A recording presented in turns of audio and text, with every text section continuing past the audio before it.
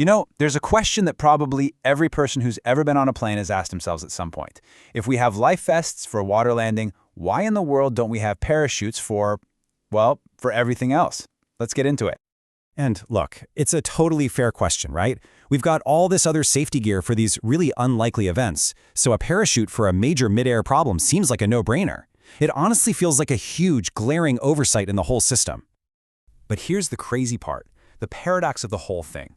The very reasons that make parachutes for passengers completely unworkable are actually essential parts of the system that keeps you incredibly safe in the first place. So let's unpack why this obvious fix isn't a fix at all. Okay, so hurdle number one, and this is a big one. It's all about being in the wrong place at the wrong time.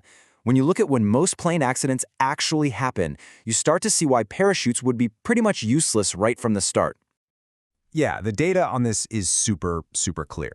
The most critical, most dangerous parts of any flight are the first few minutes after taking off and the last few minutes before you touch down. And if you're hoping a parachute is going to save you, well, that's just terrible timing. I mean, think about it. The plane is just way too close to the ground. A parachute needs a good few thousand feet to open up and slow you down safely, and you just don't have that kind of altitude. Plus, the plane is still rocketing along at hundreds of miles per hour. Trying to jump out would be unbelievably dangerous. All right, so takeoff and landing are a no-go. But what about when you're way up there, at cruising altitude? Let's say something goes wrong at 35,000 feet. Okay, great, plenty of time, right?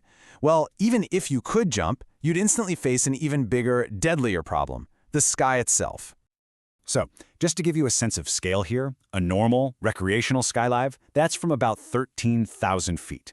A commercial jet is flying at almost 3 times that height in an environment that is completely and totally hostile to human life. First off, the temperature. We're talking negative 50 degrees. That is insanely cold. Without some serious, specialized gear, we're talking lethal exposure in just a matter of seconds. And let's say, somehow, the cold doesn't get you, well, you wouldn't be able to breathe anyway. The air up there is so thin, you'd pass out from lack of oxygen almost immediately. I mean, that's the whole reason cabins are pressurized in the first place. So suddenly, you don't just need a parachute.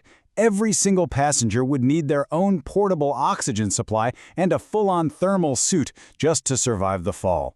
This is getting way more complicated than just grabbing a backpack and jumping. Okay, let's keep playing this out. Let's say you've got the gear. You're warm, you can breathe. Now you just got to get out of the plane, right? Well, there's a problem. The plane is basically a sealed fortress, and it's designed specifically to keep that door shut. See, that cabin pressurization we just talked about, the thing keeping you conscious, works by cramming a bunch of air inside the plane. This makes the air pressure inside way higher than the whisper-thin air outside.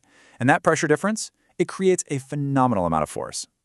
And because of that, the door basically becomes a giant plug. You've got all this high-pressure air inside, pushing out against the door, sealing it into its frame with literally thousands of pounds of force. No human, not even a superhero, is strong enough to open that door mid-flight. It's just physics. But okay, let's just go with it. A magic door opens. You've got your gear. You're ready to jump. Now you face what is, without a doubt, the biggest hurdle of all. A couple hundred other scared human beings. First of all, a parachute isn't like a life vest you just pull over your head. It's complicated equipment. It takes training to know how to put it on right and how to use it, especially when you're under incredible stress. Now imagine trying to get 200 terrified people to do that for the first time ever. You know what that would be?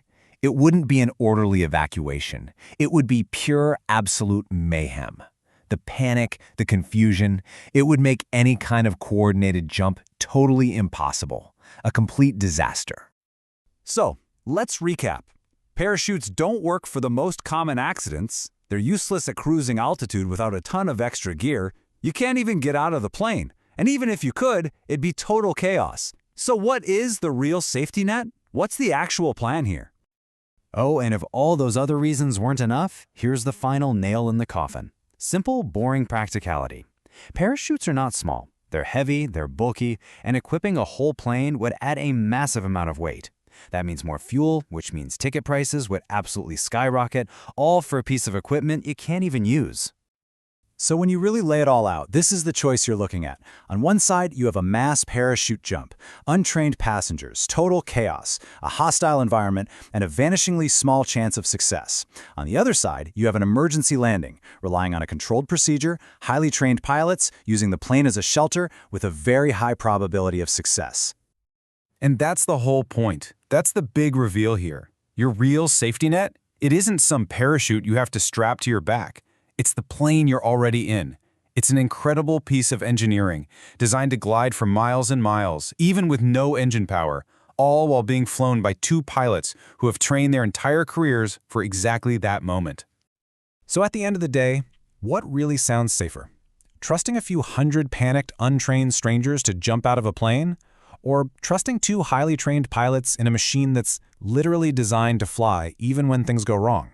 It turns out the safest plan has been the plan all along.